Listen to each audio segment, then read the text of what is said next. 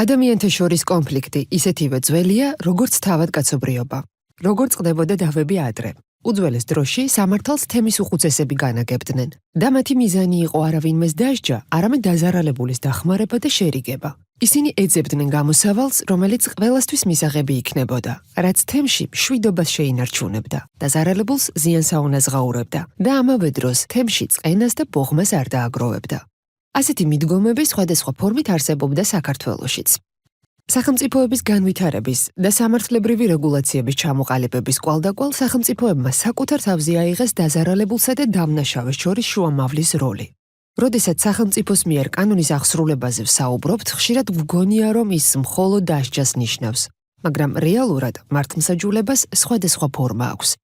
ერთი მხრივ არის დამსჯელობითი და შემაკავებელი მიდგომა და მეორე მხრივ რეაბილიტაციაზე ორიენტირებული და აღდგენითი მართლმსაჯულება.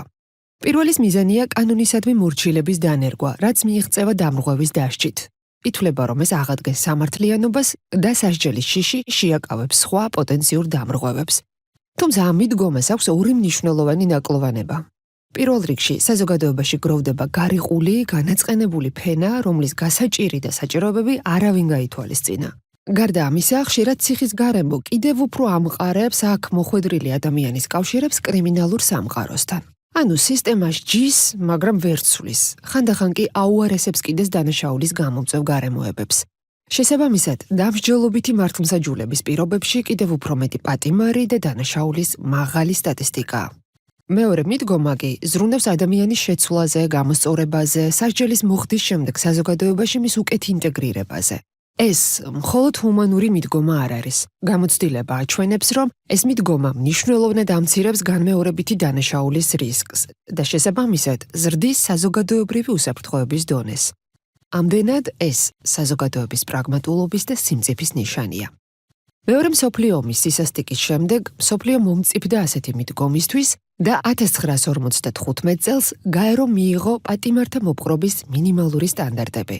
2015 წელს გაერომ დაამტკიცა განახლებული ვერსია და მას ნელსონ მანდელას წესები ეწოდა, მისი ადამიანის უფლებებისთვის ბრძოლის პატივსაცემად.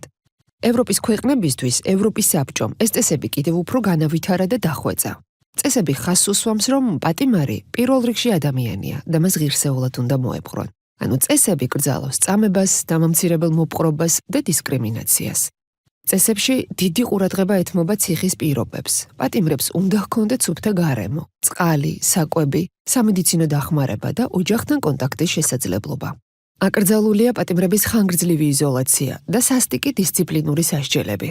აქცენტი კეთდება პატიმრის რეაბილიტაციასა და საზოგადოებაში დაბრუნებისთვის მომზადებაზე. ეს გულისხმობს განათლების მიღების შესაძლებლობას, პროფესიულ სწავლებას, სამუშაო უნარების განვითარებას, ფსიქოლოგიურ და სოციალურ მხარდაჭერას, კულტურულ და სპორტულ აქტივობებში მონაწილეობას, ასევე ოჯახთან და საზოგადოებასთან კავშირის შენარჩუნებას, რათა გათავისუფლების შემდეგ ადამიანმა ნორმალური ცხოვრების გაგრძელება შეძლოს.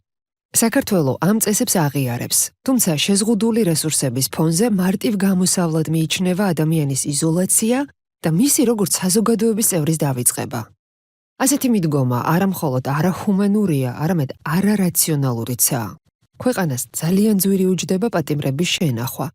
რეაბილიტაციის პროგრამების არარსებობის გამო კი ძალიან მაღალია ციხიდან გამოსული ადამიანის მიერ ხელახალი დანაშაულის ჩადენის ალბათობა, რაც სახელმწიფო ხარჯებს კიდევ უფრო ზრდის.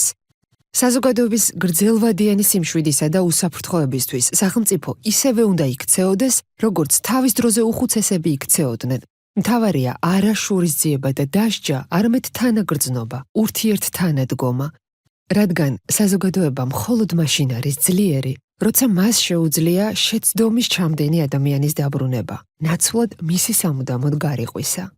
გვახსოვდეს, მართლმსაჯულება ეს ნდობის აღდგენაა.